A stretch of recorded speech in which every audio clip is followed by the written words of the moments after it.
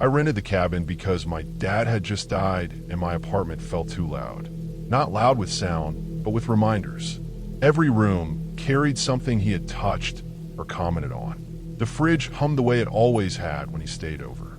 The couch still had an indentation where he used to sit with his shoes on. Even the walls felt like they were listening. I needed distance. I needed quiet that wasn't full of memory. The listing was plain. One photo of a weathered cabin surrounded by trees. Another of a narrow dirt road disappearing into woods. The description said, "No neighbors for miles." That was what sold me. I didn't care about comfort. I didn't care about views. I wanted to be somewhere that didn't know me. The drive took almost 6 hours.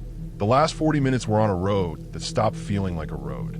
It narrowed, dipped, and twisted between trees that leaned in too close. My phone lost service 10 minutes before I arrived. I wasn't worried. I told myself that was part of the point. The cabin sat in a clearing that looked cut out by hand. The trees around it were tall and tight, their branches overlapping like ribs. The structure itself was older than the photos suggested. Dark logs, peeling paint on the doorframe, a porch that sagged slightly in the middle. There was no other building in sight. No fence, no path except the one my car made when I pulled in. When I opened the door, the smell hit me first.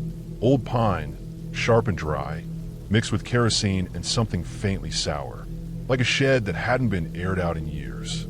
The inside was dim even with the lights on. One main room, a small kitchen area with a gas stove, a table with 2 chairs, a couch with a blanket folded too neatly to be comfortable. The bedroom was off to the side, barely separated by a thin wall. The bed was narrow and stiff. The window faced the porch. I dropped my bag and stood there longer than I meant to. The quiet was heavy. No traffic, no voices, no distant sirens. Just a low, steady pressure like the air itself was holding its breath. That first evening, I did simple things. Unpacked slowly, wiped down the counter even though it wasn't dirty. Lit the kerosene lamp even though the electric lights worked because the glow felt steadier. I ate canned soup straight from the pot. I sat on the porch for a while, wrapped in my jacket, watching the light drain out of the trees. The woods didn't sound alive the way I expected. There were no birds settling in, no bugs chirping, just wind high up, moving branches I couldn't see. The temperature dropped fast. Frost crept across the steps in a thin white film. When I went inside, I locked the door without thinking about it. I hadn't seen another car all day, but the lock felt necessary. That night, I woke up several times for no clear reason. Each time, the cabin felt different, smaller, like the dark was pressing inward. Around midnight, I heard the porch steps creak. I assumed it was the wood adjusting to the cold. Old structures make noise. I knew that. Still, I noticed something odd. The creak wasn't random. It wasn't a single pop or groan. It came in a pattern. 3 slow sounds, evenly spaced. Then nothing. I told myself it was the wind shifting weight on the porch. I rolled onto my side and closed my eyes. I didn't sleep deeply after that. Around 2:10 a.m., I woke up fully. Not groggy, not confused. Awake in a clean, sharp way. The air felt tight in my chest. Then I heard again. The porch steps. One creak. A pause. Another creak. The sound was careful, even, like pressure being tested and released. I held my breath without meaning to. The pattern didn't match my weight. I knew how the steps sounded when I walked on them. This was slower, deliberate. The steps creaked again, then again, each sound closer than the last. I didn't move. I stared at the outline of the bedroom door, barely visible in the dark. I counted my breaths. In through the nose, out through the mouth. I told myself not to rush, not to panic. Panic would make noise. The steps stopped.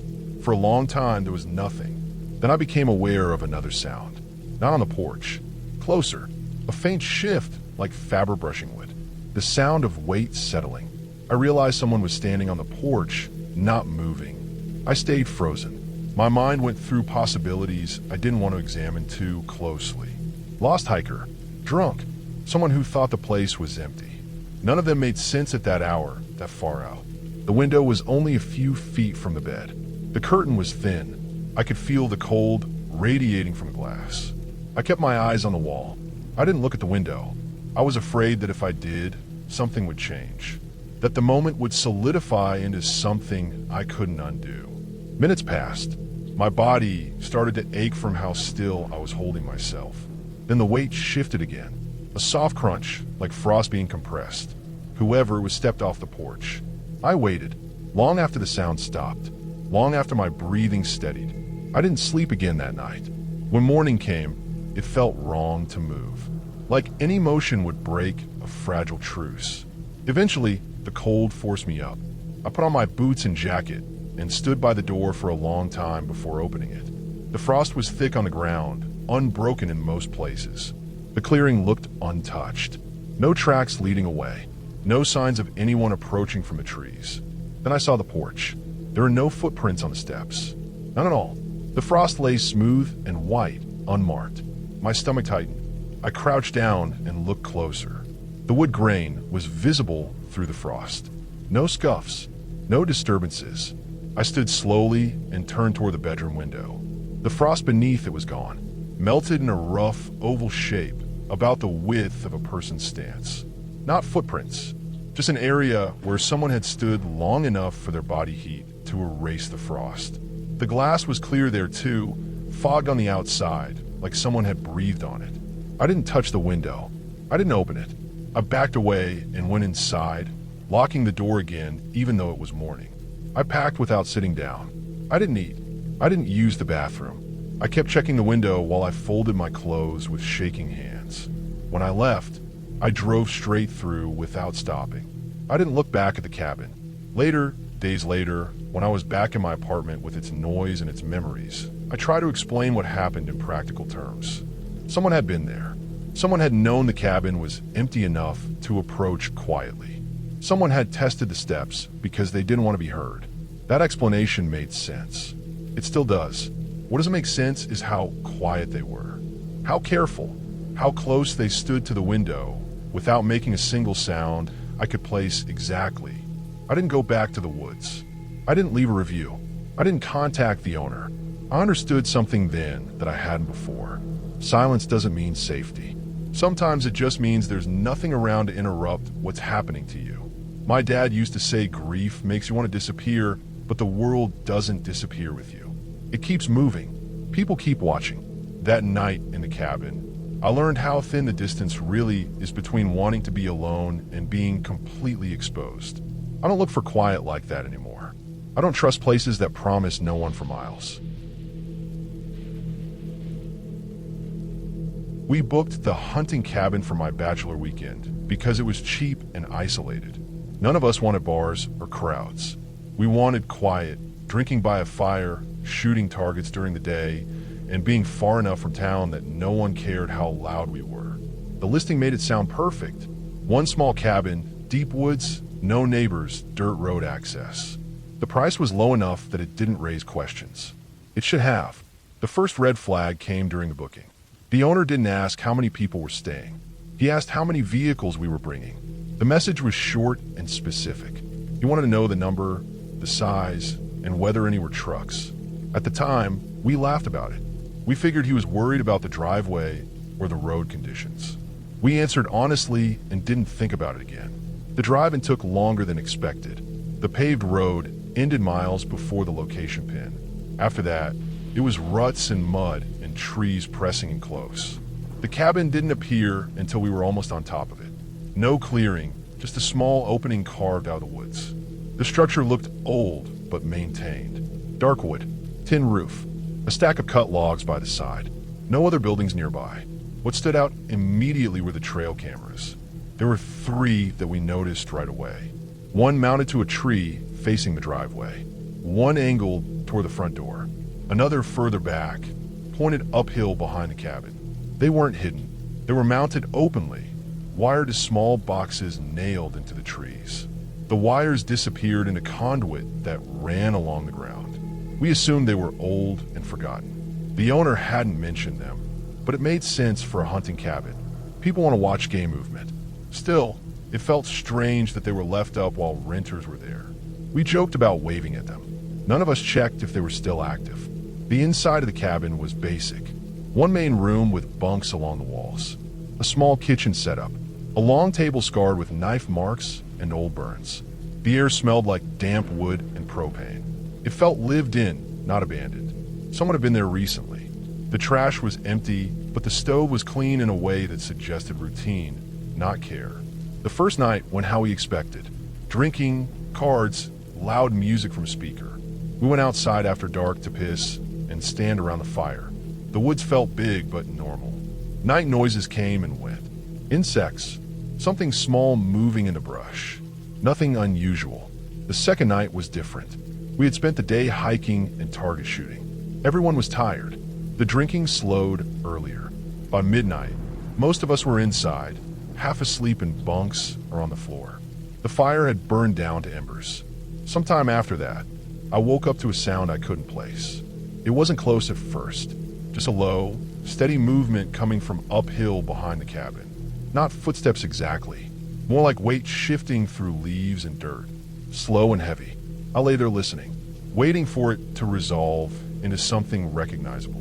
A deer, a bear, an elk, but there were no animal sounds. No snapping branches, no quick movement, just the sound of breathing layered into the motion. Deep, slow breaths that didn't speed up or change. The sound moved laterally, not downhill toward us.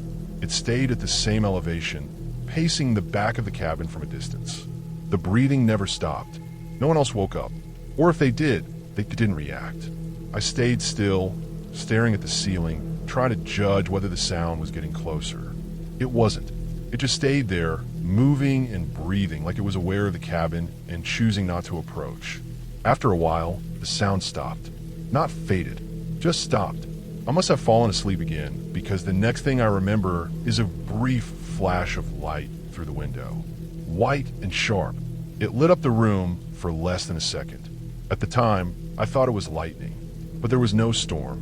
In the morning, I asked if anyone had been outside during the night. Everyone said no.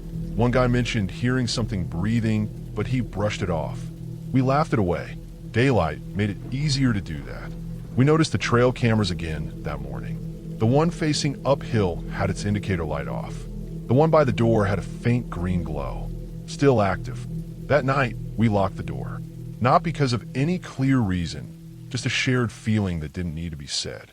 At 3:47 a.m., the uphill trail cam flashed. It wasn't bright enough to wake everyone, but I saw it. A quick white pulse through the window, followed by the faint click of shutter. It was unmistakable once you noticed it. Nothing else happened after that. No breathing, no movement. Morning came slowly. We left earlier than planned. No one suggested staying longer. We packed in silence, loaded the trucks, and drove out without stopping. A week later, one of the guys asked the owner for the trail cam footage. He said he wanted to see if any animals passed through.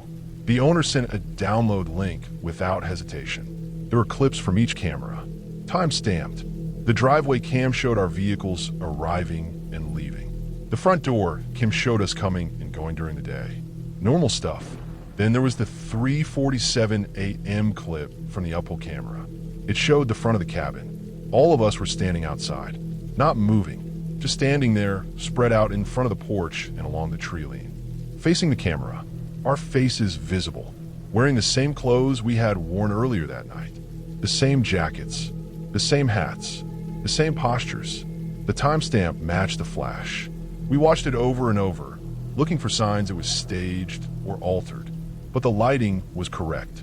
The shadows were right. The footage was grainy but clear enough to identify each of us. The problem was simple and impossible at the same time. At 3:47 a.m., every single one of us was inside the cabin, asleep. No one was missing. No one had gone outside. The door had been locked from the inside. We checked our phones, step counters, sleep tracking apps. None of them showed movement at that time. Eventually, one explanation made more sense than the others. Someone had access to our gear. The jackets we left hanging by the door. The hats tossed on the table. Someone had watched us long enough to know who wore what. Someone had trail cams set up to monitor the cabin from multiple angles. Someone cared about how many vehicles were present, not how many people. The footage didn't show faces clearly enough to confirm my detail. Just shape, height, posture. Enough to fool a camera at night. We never went back. We didn't report it. We didn't post about it. We didn't want to explain why we knew what we knew. The owner stopped responding to messages after that. What bothers me isn't the footage itself. It's the planning behind it. The patience. The way whoever was stayed uphill, out of sight, breathing slow and steady, waiting for the right moment to test the cameras. That cabin wasn't isolated. It was monitored, and we were never alone there. I want to see if I could live without power for a week. That was the whole reason for the trip. I had grown tired of outlets, screens, and the low hum that follows you everywhere without you noticing. I wanted silence that came from disconnection, not just distance. When I found the cabin listing, it seemed made for that idea. No electricity, no running water, propane lamps, a wood stove, a hand pump outside for water. The road only plowed as far as the main trailhead. After that, you walked or snowshoed in. I parked at the trailhead just before dusk and hauled my gear in on a sled. The trail was narrow and already filling with fresh snow. The trees closed in fast. By the time I reached the cabin, my legs were burning and my hands were numb. The place looked solid, old but solid. Thick logs, a steep roof built for snow, a shed a short distance away that held firewood and tools. Everything looked untouched. Inside, the air was cold and stale, the kind of cold that settles into wood and doesn't leave easily. I lit the propane lamps and walked the space slowly. One room with a table, a chair, and a stove. A sleeping loft above, reached by a ladder. The ceiling beams were low and blackened from years of smoke. The smell was a mix of ash, old pine, and metal. I spent the first day doing exactly what I came to do. I chopped wood, hauled water, cooked simple food.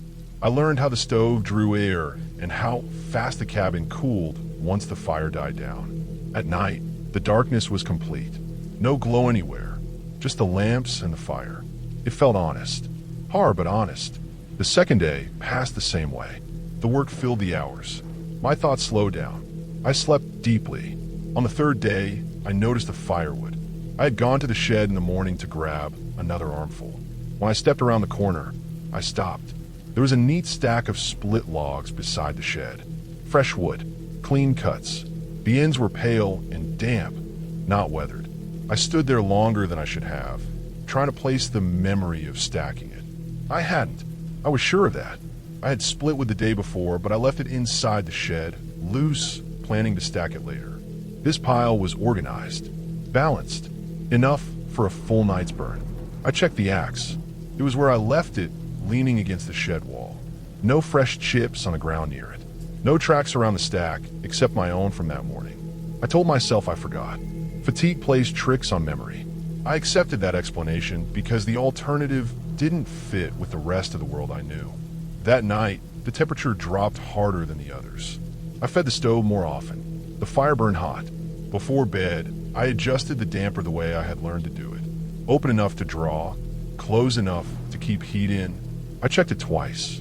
I remember the position clearly because I hesitated, then nudged it slightly closed. I climbed into the loft and lay there listening to the stove tick and pop. The sound was comforting. The cabin felt sealed and heavy, like a box buried in snow. Sometime later, I woke up coughing. The air was thick and bitter. Smoke filled the cabin, rolling low and heavy.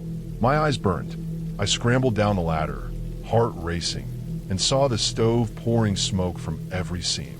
The damper was wide open. I hadn't touched it. I rushed to the door and threw it open, letting cold air rush in. I opened the window. The smoke thinned slowly, reluctantly, like it didn't want to leave. That's when I heard movement on the roof. Not sliding, not wind. Pressure, slow and deliberate. A shift, then another, like someone kneeling and adjusting their weight. Snow slid off the edge in small cascades. The sound moved from the center toward the far side, careful and controlled.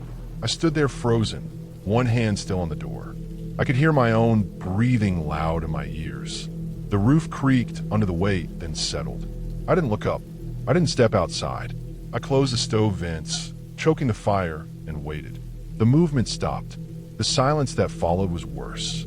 No wind, no settling. Just the quiet of snow pressing down on everything. I stayed awake until morning. When daylight came, It felt thin and weak. I stepped outside slowly, scanning the roof line and the snow around the cabin. The roof was smooth except where snow had slid. No clear tracks, no obvious damage. Inside, as I cleaned the stove and aired the place out, I noticed the soot. Black streaks higher than usual, smudges that didn't belong. I climbed on a chair and looked up at the ceiling beam above the stove. There were handprints in the soot, not random marks, clear impressions. Fingers spread, two hands pressed flat against the beam, oriented the way hands would be if someone was bracing themselves overhead. They were too high to reach from the floor. I stood there for a long time, neck craned back, counting fingers, 5 on each hand. The marks were dark and fresh, cutting through older layers of soot. That was when the pieces finally lined up in a way I couldn't undo. The firewood, the damper, the roof, the beam. Someone had been inside the cabin while I slept. Not passing through, not lost. Someone who knew how the stove worked. Someone comfortable enough to move slowly, deliberately, without knocking anything over. Someone who had climbed onto the roof and then into the cabin space above the stove, where the heat rises and the beams are close. I packed everything I could carry in one trip. I didn't eat. I didn't finish cleaning.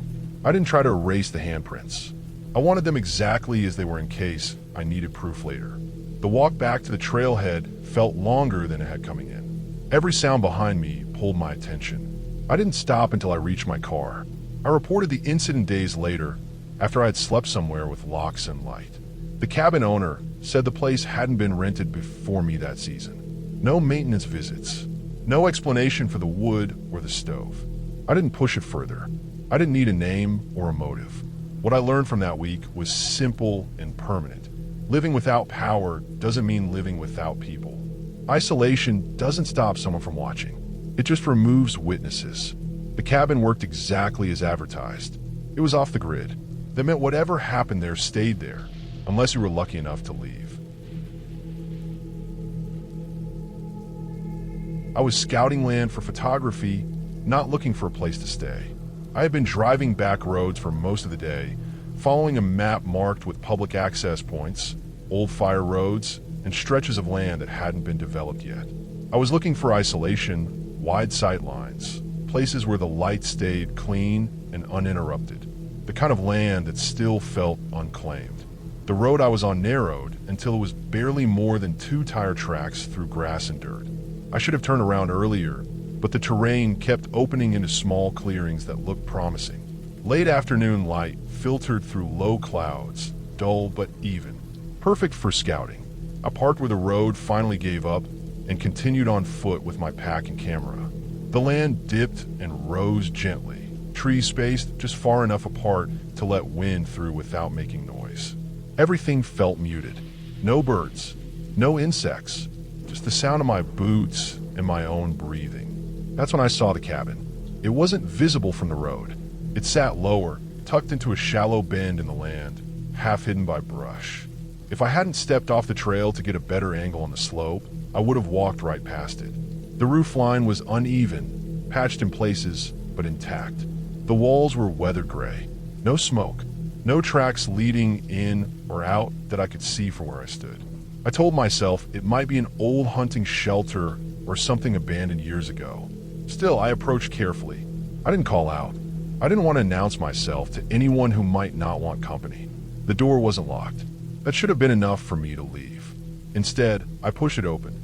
The inside smelled dry and stale, like old paper and dust. No rot, no mold. Someone had kept the place usable. There was a table, a chair, a narrow cot, and shelves lined with canned goods. Beans, soup, meat. Everything had its expiration date scratched off with something sharp. Not peeled, scratched, deep enough to scar the metal. I checked a few at random. Different brands, different years, all marked the same way. On the table was a notebook. Thick, worn. The cover was stained and bent at the corners. I flipped it open. The pages were filled with notes, not writing in a narrative sense. Lists, columns, dates, weather patterns, wind direction, temperature changes, moon phases marked with symbols instead of words. Some pages listed names, first names only, some crossed out hard enough to tear the paper. Others circled then crossed out later. There were no explanations, no context, just records. The last entry was recent, within the past month. That's when the feeling hit me. Not fear exactly, more like the awareness that I had stepped into something ongoing.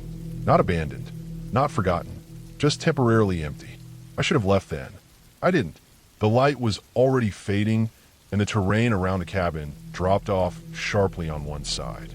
I told myself I would stay just long enough to rest and get a few photos in the morning. I didn't unpack much. I kept my boots on. I placed my camera bag by the door. As night settled, the quiet deepened. The cabin made small sounds as it cooled. Wood contracting, the roof shifting slightly. Normal things. Then I heard footsteps. Not close at first. Slow, measured, moving in a wide circle around the cabin. With each step came a dragging sound. Metal against dirt or stone. Steady, controlled. Whatever was being pulled stayed in contact with the ground. I froze, listening. The steps weren't heavy, but they weren't light either. The rhythm didn't change. It didn't rush. It didn't hesitate. I reached for my headlamp and turned it on. The sound stopped immediately. Silence snapped into place like a switch had been flipped. I waited. My pulse thudded in my ears. After a long moment, I turned the light off. The footsteps resumed. Same pace, same direction, same dragging metal sound. I tested it again. Light on. Silence. Light off. Movement. Whoever was out there knew exactly where the cabin was. They knew the perimeter. They were close enough to hear the click of the headlamp switch. The circle tightened slightly. The sound moved closer to the walls. I stayed inside, breathing shallow, keeping the light off. The steps continued for what felt like hours, but was probably less than one. Then they stopped on their own. I didn't sleep. Just before dawn, when the sky was starting to thin from black to dark gray, there was a knock. One knock. Hard. Solid. On the wall to my left. I flinched before I could stop myself. Then another knock. Same force. On the back wall. Then another. On the right side. Each one spaced evenly. Each one deliberate. Like someone was testing the strength of the structure. Listening to how it responded. The final knock came on the door. It wasn't violent. It wasn't frantic. It was controlled. Measured. Then nothing. No footsteps leaving. No dragging sound. Just the quiet return of the woods. When full daylight came, I didn't waste time. I stepped outside carefully, scanning the ground. There were marks in the dirt where something heavy had been dragged in a wide circle. A curved line etched into the soil. No clear footprints, just scuffed impressions where weight had shifted. Near one section of the wall, I found a shallow dent where the knock had landed. Fresh, clean. I didn't take photos. I didn't open the notebook again. I didn't check the shelves. I left. Back on the road, my phone regained service. I considered calling someone. Land management, local authorities. I couldn't explain what I had found without sounding unstable. No crime had happened. No threat was made. Later, when I reviewed my map, I noticed something I'd missed. The cabin wasn't marked. The land around it wasn't listed as public or private. It was just blank. I didn't go back. What stays with me isn't the fear. It's the method, the preparation, the way the person outside respected boundaries only as long as they were acknowledged. The way the knocks came one by one, not to get in but to understand. That cabin wasn't a shelter. It was a station, and I walked into it while someone else was still using it. My girlfriend booked the cabin for our anniversary. She wanted something quiet, away from people, somewhere we could pretend the world didn't exist for a weekend. The listing showed a clean wooden place surrounded by trees. Nothing fancy, nothing suspicious. It was marketed as private, peaceful, and recently renovated. That last part mattered to her. It made it feel safe. The drive out was long, but normal. 2 lanes became one, then gravel, then dirt. The signal dropped a few miles out. We joked about it. I remember thinking the silence felt heavier than it should, even with the radio on. When we finally pulled up, the cabin looked exactly like the photos. Simple rectangle shape, fresh stain on the wood, new-looking porch boards. It sat in a clearing that felt too evenly cut, like the trees had been removed with purpose instead of time. Inside, everything was clean, almost sterile. No dust, no smell of old wood or smoke. No signs of anyone actually living there. That was the first thing that felt wrong. There were no personal items at all. No photos, no books, no decorations, no random junk in drawers. Just furniture, a table, a couch, a bed, all of it bolted to the floor. I noticed the bolts right away. Thick metal plates at the base of each leg, screwed directly into the wood. Even the chairs, even the nightstands. At first, I told myself it was to prevent theft, or maybe to keep things from shifting on uneven floors. But the floors were level, recently redone, smooth. The windows didn't open more than a few inches. They had stops installed, screwed in place. The bathroom mirror was unbreakable plastic, not glass. The pantry shelves were unusually deep, running all the way back into the wall. Everything felt designed, not furnished. We unpacked and tried to relax. Cooked dinner, opened a bottle of wine. The place stayed quiet in a way that didn't soften with time. No creaks, no animal sounds, no wind moving through trees. The silence felt controlled. That night, we locked the door without discussing it. It was instinct.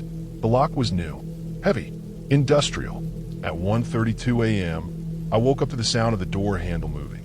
Not rattling, not shaking, turning, slowly, carefully, like someone was testing resistance, backing off, then trying again. The metal clicked softly each time. Turn, release, turn, release. Over and over, steady and patient. I sat up in bed, heart pounding. My girlfriend stirred beside me, but didn't fully wake. I watched the door, waiting for it to stop or escalate. It didn't. Whoever was on the other side wasn't frustrated. They weren't trying to force entry. They were learning. I yelled. The sound came out louder than I expected, sharp in the quiet cabin. The handle stopped instantly. No footsteps leaving. No reaction. Just silence. Clean and immediate. I didn't sleep after that. I sat there until dawn, listening, replaying the sound in my head. When morning came, the cabin looked unchanged. The door showed no marks, no scratches, no signs anyone had been there.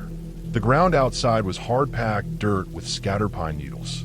No clear footprints. We told ourselves it had to be an animal. Someone lost. Someone passing through. None of the explanations fit, but daylight makes lies easier to accept. Before leaving that afternoon, we started cleaning up. My girlfriend opened the pantry to grab something from the bottom shelf.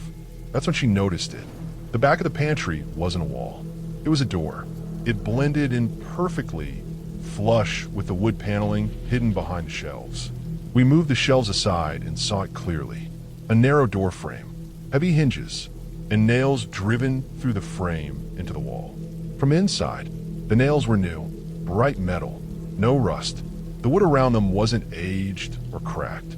Whoever had sealed it did so recently with intent. Not to keep someone out, to keep something in. We didn't pry it open. We didn't touch it longer than necessary. We left the cabin immediately, packed half-finished bags, and drove until we had signal again. Later, I looked up the property records. The cabin had changed owners multiple times in a short span. Always sold, never rented long-term. No name stayed attached to it for more than a year. The listing disappeared a few days after we left. I still think about that handle. The way it moved without urgency. The way it stopped the moment it was acknowledged. Whoever was there knew exactly how thin the door was between us. They weren't trying to break in. They were checking if we were awake. That cabin wasn't meant to be lived in. It was meant to contain something. And for one night, we slept on the wrong side of the door. I booked the cabin because I wanted to see how my body reacted to complete isolation. Not a retreat, not a vacation, just time alone with no schedule and no reason to be anywhere else.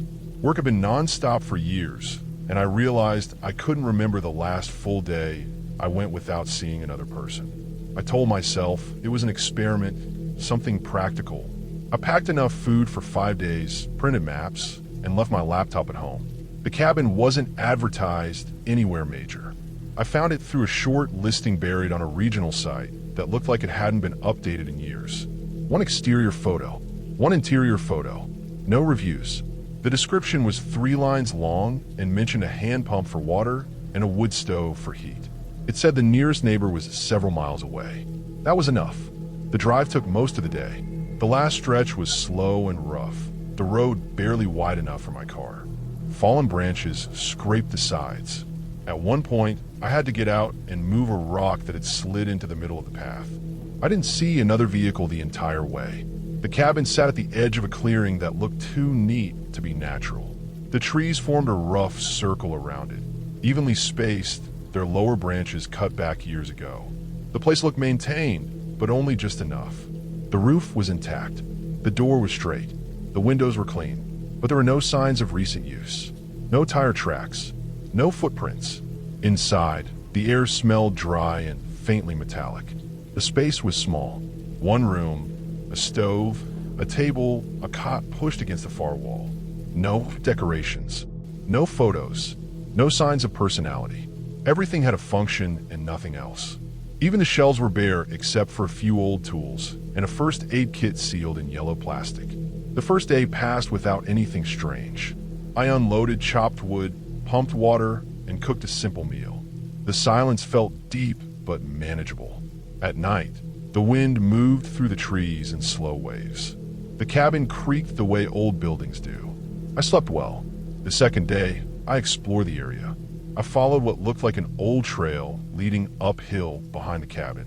It faded in and out, sometimes disappearing completely, then reappearing farther on. I noticed metal stakes driven into the ground at odd intervals, half buried and rusted. They didn't mark property lines or trails. They weren't in straight lines. They looked placed deliberately, but without an obvious pattern. I didn't touch them. That evening, when I returned, something fell off immediately. The door was closed, but I remembered leaving it slightly ajar for airflow. I stood there for a moment, replaying the memory in my head. I couldn't be certain. I unlocked it and went inside. Nothing looked disturbed, but the smell was different. Stronger, like sweat mixed with wood smoke. The stove was cold. The ashes were undisturbed. I told myself the air had just shifted during the day. That night, I woke up around 3 a.m. to a sound that didn't belong. It wasn't loud enough to be alarming at first. A faint scraping, slow and uneven, coming from somewhere outside. It reminded me of metal dragging lightly across dirt. I lay still, listening. The sound circled the cabin once, then stopped near the back wall. I waited for it to start again. It didn't. Eventually, I fell back asleep. The third morning, I found marks in the dirt near the cabin. A shallow groove, curved, like something had been pulled around the structure. No footprints near it, just the groove and a few scuff patches where something heavy had been lifted and set down again. I considered leaving then. I didn't. I told myself animals drag things. Old equipment gets moved by weather. There were explanations if I wanted them badly enough. That afternoon, I noticed something else. The cot had shifted slightly, just a few inches, angled differently from how I remembered leaving it. The legs had scraped faint lines into the floor. I stood there staring at it longer than I should have, trying to remember if I'd moved it while cleaning or organizing. I hadn't. That night, I stayed awake longer. I didn't turn the lamp off right away. When I finally did, I lay there listening, counting breaths, tracking every small noise the cabin made. Around 2:40 a.m., I heard movement again. This time it was closer, directly outside one of the windows. Slow steps, careful placement of weight. Whoever it was avoided loose gravel and sticks. They knew how to move quietly. I reached for the lamp and turned it on. The movement stopped immediately. No retreat, no reaction, just absence. I stayed still, lamp on, eyes fixed on the window. Minutes passed. Nothing happened. Eventually, I convinced myself it was nothing and turned the light off. The steps resumed within seconds. I didn't turn the light back on. I didn't move. I listened as the steps shifted position, circling, pausing, adjusting. The scraping sound returned briefly, then stopped. Just before dawn, there was a knock. Not on the door, on the wall beside my head. One knock, firm, controlled. Then another knock on the opposite wall. Then one at the door, each spaced evenly, each deliberate. It wasn't an attempt to get in. It felt like a test, like someone checking the structure, listening to how the sound carried. When daylight came, I packed quickly. I didn't check the trail again. I didn't investigate the stakes. I didn't take photos. I loaded my car and left without looking back. Halfway down the road, I noticed something in my rearview mirror. The cabin door was open, wide open. I know it had been closed when I left. I didn't stop. Later, after I was back in town, I reviewed the map again. The cabin wasn't marked. The land wasn't listed as public or private. It was just an empty space between boundaries, a place that didn't officially exist. I reported nothing. There was nothing to report. No crime. No proof. What stays with me isn't fear. It's the realization that isolation doesn't mean absence. It means privacy. It means time. It means no interruptions. That cabin wasn't empty. It was available. And for 3 nights, I was the only thing there that didn't belong. I remember driving up to the cabin that spring, early April, when the roads were still wet with melted snow and the smell of damp pine filled the air. It wasn't far from the main road, but far enough that the world felt like it had slipped away. The last few miles were nothing but narrow gravel tracks lined with leaning, snow-heavy evergreens. The trees were raw and gray, their branches dripping with melting ice. When I finally saw the cabin, it was more worn than I expected. The wood was weathered to a dull gray, the roof sagged in places, and the porch railings were loose and creaking. It didn't matter. I had chosen it for the isolation, the chance to be completely alone for a few days, to disconnect from the endless noise of life. I parked and stepped out. The wind hit sharp and cold, and the snow underfoot made a wet squelch with every step.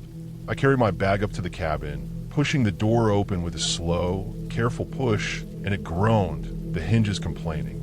Inside, it smelled of old wood, dust, and a faint sourness, like something had been closed up for too long.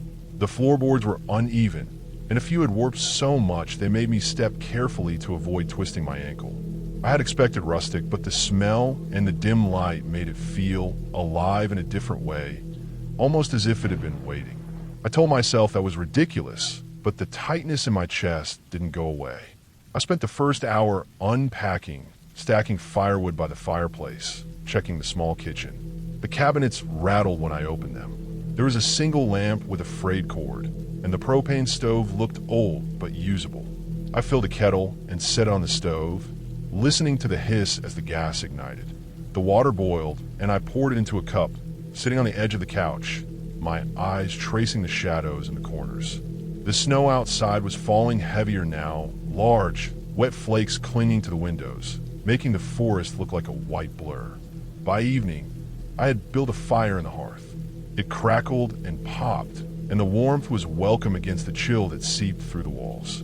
I was reading a book when a loud snap outside made me start. It was the sound of a branch breaking, heavy and sudden. I waited, listening, the cabin now filled with the soft whistle of wind through cracks in the windows.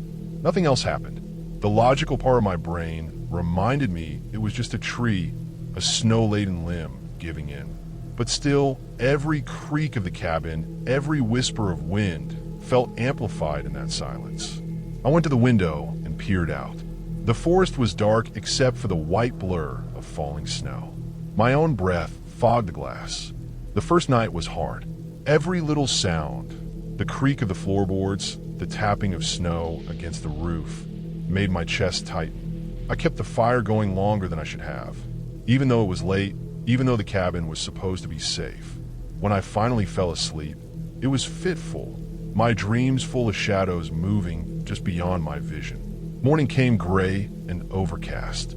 Snow had piled up a few inches, and the forest looked utterly silent. I made coffee and bread, moving slowly, savoring the stillness. By late morning, the snow had slowed to a soft drizzle, and I decided to walk down the narrow trail behind the cabin, mostly to see the forest and stretch my legs. The trees were heavy with snow, and the smell of wet earth was strong. I moved carefully, my boots crunching on the thin ice under the snow.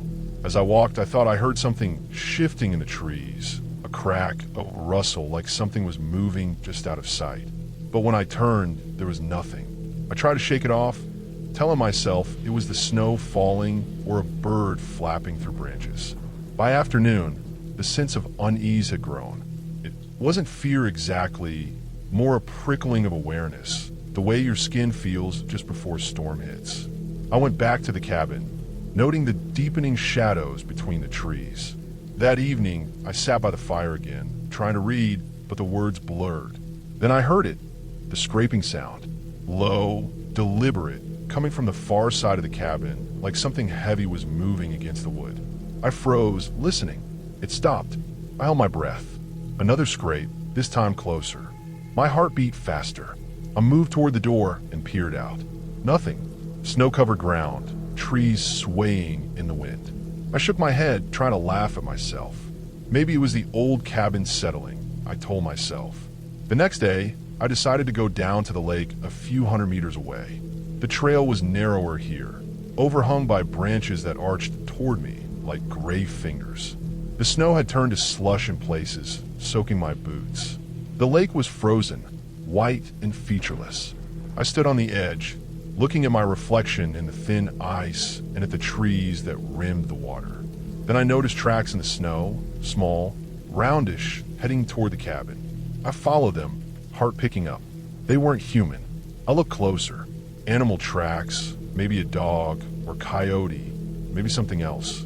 They ended abruptly at a tree near the cabin, as if whatever had made them had vanished into thin air. Back at the cabin, I cleaned my boots and hung them to dry, shaking the snow off my coat. That night, I secured the doors and windows, making sure nothing could get in. The wind howled, and the snow began again. I watched the fire burn low, the shadows dancing along the walls, feeling the isolation pressing in. But unlike the first night, I didn't feel panicked. I felt alert, alive in a way I hadn't in months. I told myself this was part of it. The cabin, the forest, the quiet. But it was a good kind of tension, a reminder that I was here, I was safe, and yet completely in nature. The last morning, the sky was pale blue, the snow reflecting sunlight in soft brilliance. The forest felt open and quiet, the kind of quiet that is easy to breathe and once you've survived it. I packed my bag, cleaned the cabin as best I could, stacked the firewood, and locked the door behind me. As I walked down the trail to the car, I noticed the animal tracks again, scattered and random now, no longer following toward the cabin, but leading away into the woods. I realized the forest had its own rhythm, its own life, and I had been part of it for a short while. The drive back was silent, but I felt lighter, clearer. The cabin behind me looked smaller now, almost gentle, not menacing. It had given me unease, but it had also given me clarity. I realized isolation didn't have to be terrifying. It could make you notice the little things, the sound of snow crunching underfoot, the smell of wet pine, the way shadows bend in a firelight. I had faced the silence, the unknown, and come out unshaken, alert, and strangely grateful. The cabin had tested me, but it had also reminded me I was capable, that fear could be managed, that solitude could be safe. I never went back to that cabin, not because I was scared, but because I didn't need to. The memory of it, the quiet, the tension, the awareness of being fully alive in the middle of nowhere stayed with me. I had left with a sense of accomplishment, a sense of calm that only comes from surviving a place that could have been dangerous if I wasn't careful, a sense of clarity that nothing supernatural or fantastical could have given me. The forest, the cabin, the snow, they had tested me, and in a very real, human way, they had passed me. The memory of the wind through the trees, the creak of the old floorboards, the smell of damp wood and wet pine, and the soft sound of snow hitting the roof stayed with me for months. It was more than just a cabin in the woods. It was a lesson in patience, observation, and self-reliance. And I carried that lesson into every other quiet, lonely place I went after, knowing that sometimes the scariest thing isn't what's outside. It's whether you can trust yourself to handle it. I parked my car at the edge of the gravel road where the forest started to thicken, the engine ticking as it cooled in the crisp autumn air. The cabin was supposed to be just a few hundred meters up a narrow, muddy trail, but after the last turn, I realized how secluded it truly was. The forest pressed in from both sides, dense and dark, the trees tall and skeletal with leaves mostly fallen. The ground was wet with recent rain, and puddles reflected the gray sky in distorted shapes.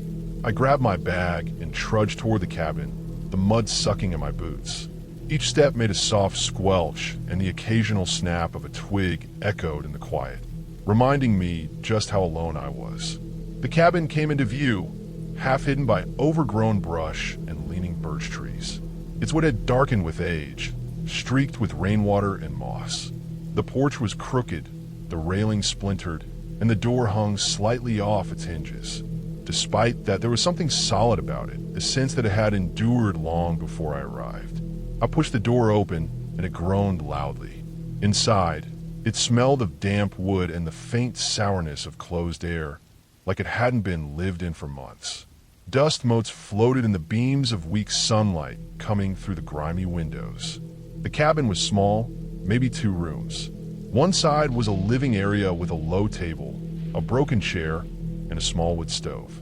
The other side was a bedroom, a cot with a thin, stained mattress, and a single shelf with some rusted tin cans. The floorboards were uneven, some warped and cracked, creaking under every step. I set down my bag and began inspecting everything.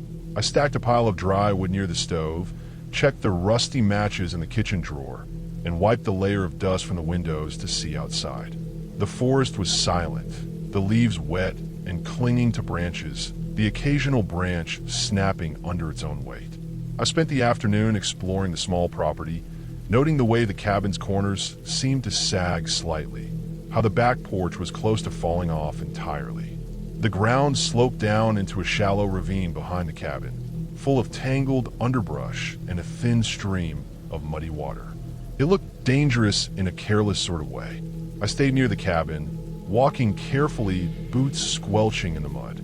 The forest seemed alive, not in a supernatural way, but in the way that quiet places feel alive when you are alone in them. Every movement, every rustle of leaves sounded louder, sharper.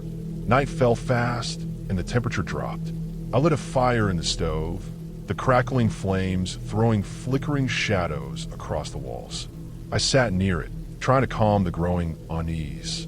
The wind picked up outside, rattling the windows and shaking the weak frame of the cabin. At one point, a loud crack echoed from somewhere behind the cabin, like a branch giving way under snow or ice. My heart jumped, and I stayed frozen for a moment, trying to convince myself it was nothing more than a tree snapping. But it wasn't just that. There was a sense of movement, something shifting in the dark. I checked all the doors and windows, making sure they were secure. Everything seemed normal, yet I couldn't shake the feeling of being watched, not by a person, but by the forest itself, silent and patient. Sleep was difficult.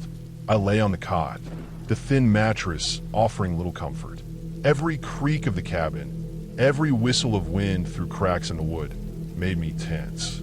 I kept imagining small animals moving outside or branches scraping the siding.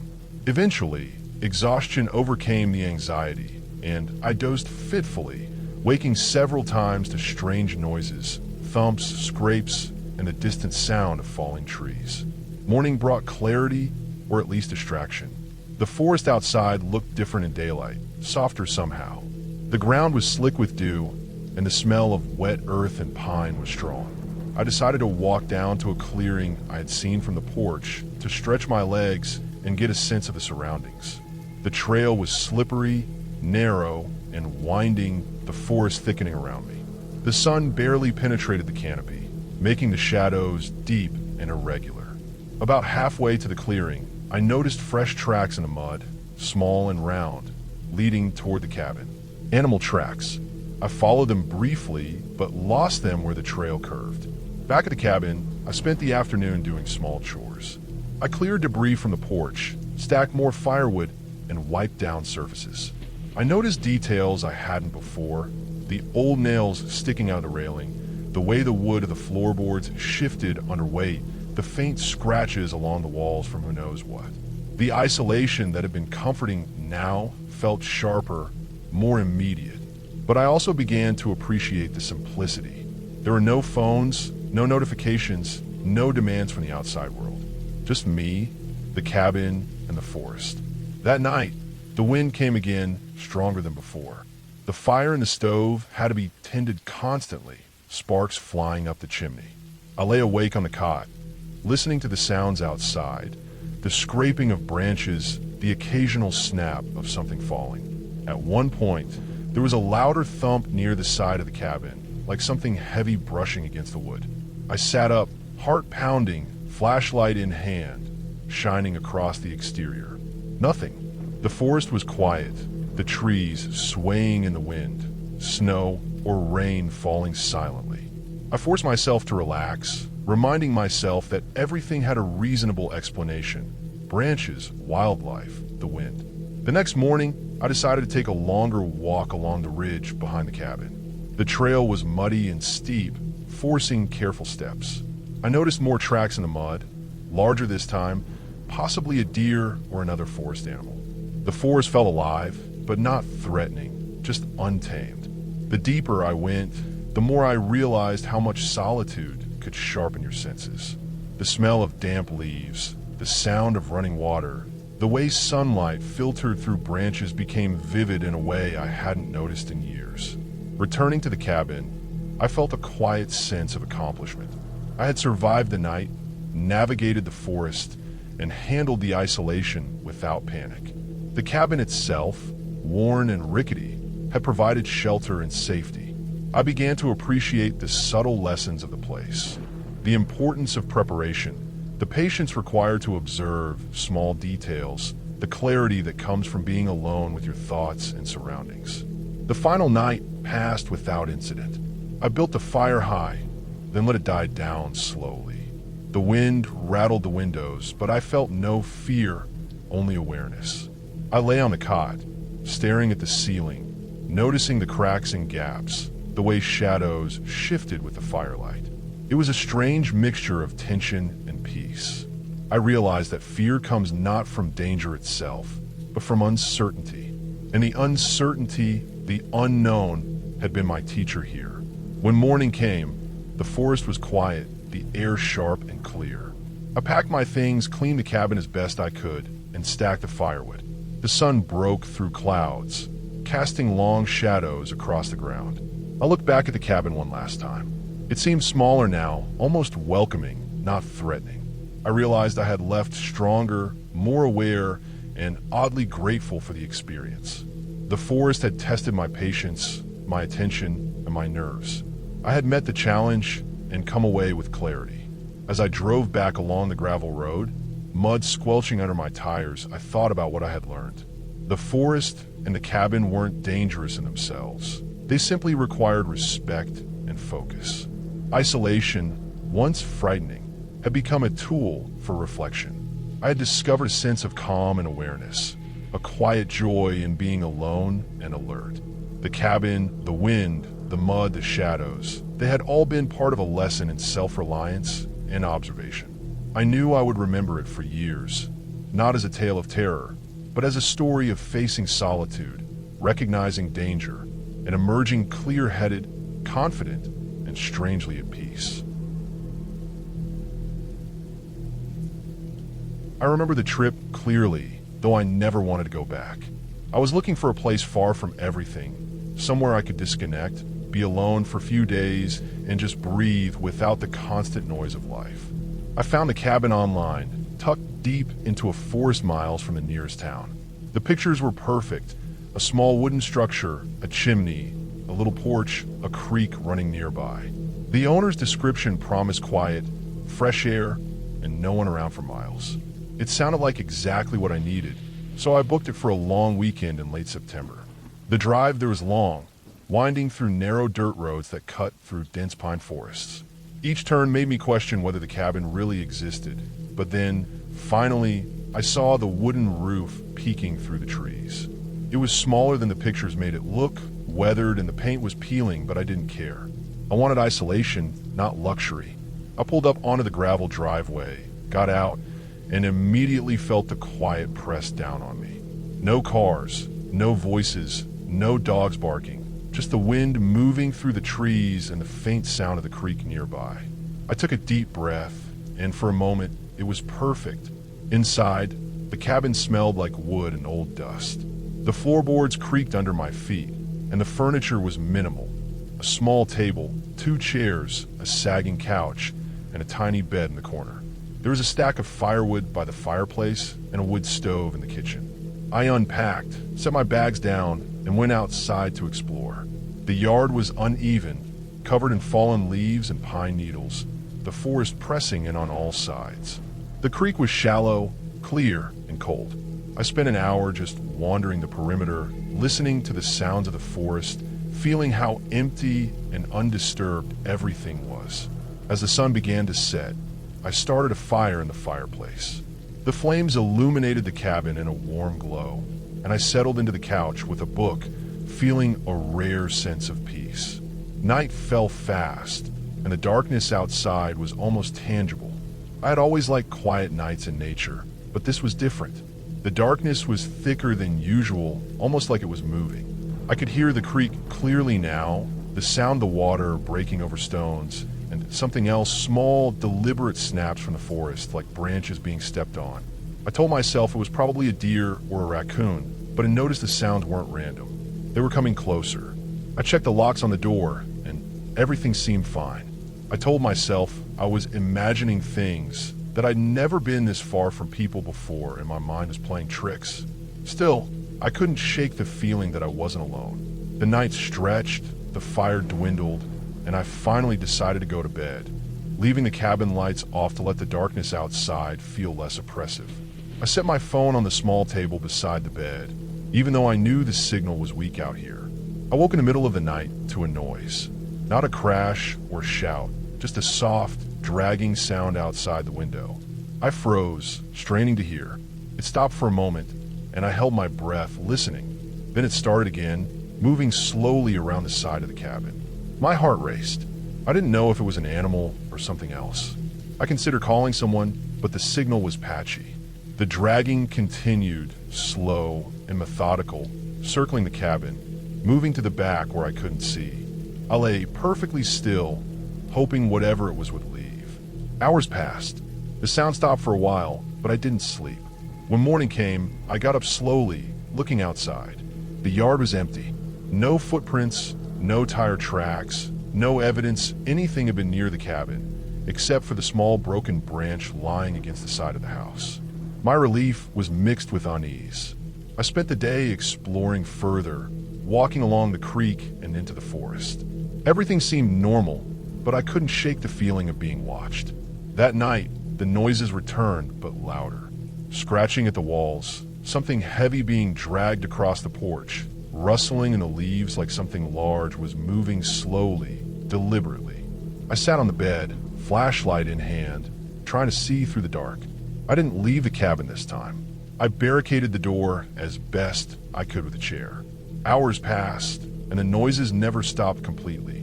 At some point, I realized the sound weren't random. They were paced, almost like something was testing me, walking along the edges of the cabin, checking each side, moving deliberately. By the third night, I was exhausted. I didn't leave the cabin at all during the day, staying inside, eating canned food and drinking water from the jug I brought. The forest outside felt alive, oppressive, and relentless. At night, the noises came, always circling, always close enough that I could hear the crunch of pine needles underfoot.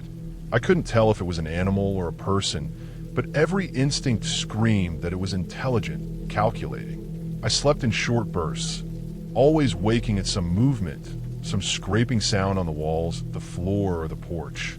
On the morning of the fourth day, I decided I couldn't stay. I packed quickly, not bothering to leave anything behind. As I stepped out onto the porch, the forest was quiet, almost unnaturally so. I grabbed my bags and moved to the car. That's when I noticed the tracks. Not animal tracks, but footprints. Heavy, large, boot-like prints leading from the edge of the forest, circling the cabin, and then fading into the trees behind it. My blood ran cold. Whatever had been making those noises wasn't a deer or raccoon. It had been following me for days. I didn't look back as I drove down the dirt road, keeping my eyes on the path ahead. The forest seemed to close in behind me, the cabin disappearing into the shadows. My hands were shaking on the wheel, my mind replaying every sound, every step I'd heard outside at night. I couldn't explain it, There were no signs of anyone else in the area, no nearby houses, no roads. Yet someone or something had been around the cabin, watching me. By the time I reached the main road, I was trembling but relieved. The sun was rising, and the world felt normal again. I kept driving, not stopping until I reached a gas station where I could finally call a friend and tell them where I'd been. I never went back to that cabin. I canceled the rest of my trip, sold the gear I had taken, and avoided forest for months afterward. The memory stayed with me.